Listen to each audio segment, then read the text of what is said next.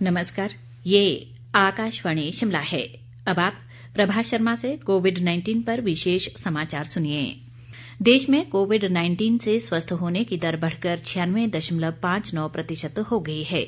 Corona संक्रमण से अब तक 1,02,11,342 लोग स्वस्थ हो चुके हैं।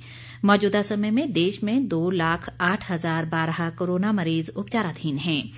देश में कोरोना संक्रमण की कुल संख्या 1,05,71,773 तक पहुंच गई है। संक्रमण से अब तक देश भर में 1,52,419 लोगों की मौत हो चुकी है। बीते 24 घंटों के दौरान देश में जहां 13,788 नए मामलों की पुष्टि हुई है, वहीं 14,457 कोरोना मरीज स्वस्थ भी हुए हैं। भारतीय आयुर्विज्ञान संस्थान ICMR के अनुसार देश भर में अब तक 18,70,93,036 लोगों की कोरोना जांच की जा चुकी है। पिछले 24 घंटों के दौरान 5,48,168 कोविड नमूनों की जांच की गई। इधर प्रदेश में कोरोना संक्रमितों की संख्या 56,944 तक पहुंच गई है।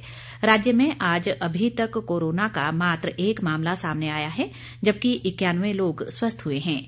वर्तमान में जिला कांगड़ा में सबसे अधिक 138 सक्रिय मामले हैं, जबकि सिरमौर में 91, हमीरपुर में 75 और सोलन में 73 कोरोना मरीज उपचाराधीन हैं। वहीं लाहौल स्पीति में 2 कोरोना मरीज सक्रिय हैं। देश में राष्ट्रव्यापी कोरोना वायरस टीकाकरण अभियान शुरू होने के बाद विभिन्न देशों के नेताओं से भारत को बधाई संदेश मिल रहे हैं। गत 16 जनवरी को प्रधानमंत्री नरेंद्र मोदी ने विश्व के सबसे बड़े टीकाकरण अभियान की शुरुआत की थी। श्रीलंका के प्रधानमंत्री महिंद्रा राजपक्षे ने कोविड-19 टीकाकरण अभियान शुरू होने पर प्रधानमंत्री मोदी और भारत सरकार को बधाई दी है। राजपक्षे ने इसे एक महत्वपूर्ण कदम बताते हुए कहा कि वे अब विनाशकारी महामारी के अंत की शुरुआत देख रहे हैं। प्रधानमंत्री ने ट्वीट संदेश में महिंद्रा राजपक्षे को धन्यवाद दिया और कहा कि हमारे वैज्ञानिकों और अग्रिम पंक्ति के कार्यकर्ताओं के अथक प्रयासों ने कोरोना महामारी के खिलाफ लड़ाई में महत्वपूर्ण भूमिका निभाई है। उन्होंने कहा कि वैक्सीन के तेजी से विकास व टीकाकरण की शुरुआत स्वस्थ और रोग मुक्त विश्व के लिए हमारे संयुक्त प्रयास में एक महत्वपूर्ण मील का पत्थर है।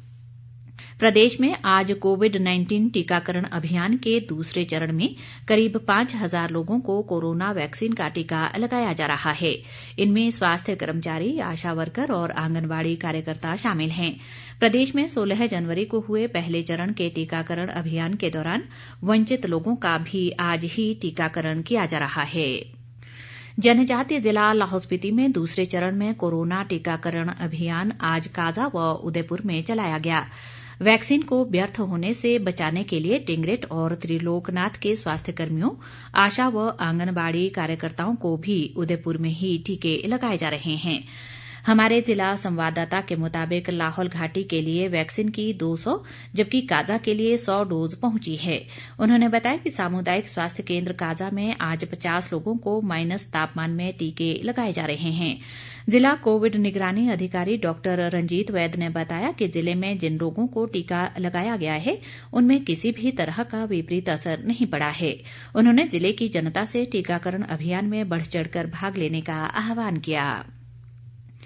सोलन में आज दूसरे चरण के टीकाकरण अभियान में आयुर्वेदिक अस्पताल सोलन में करीब 1 दर्जन स्वास्थ्य कर्मियों को टीका लगाया गया।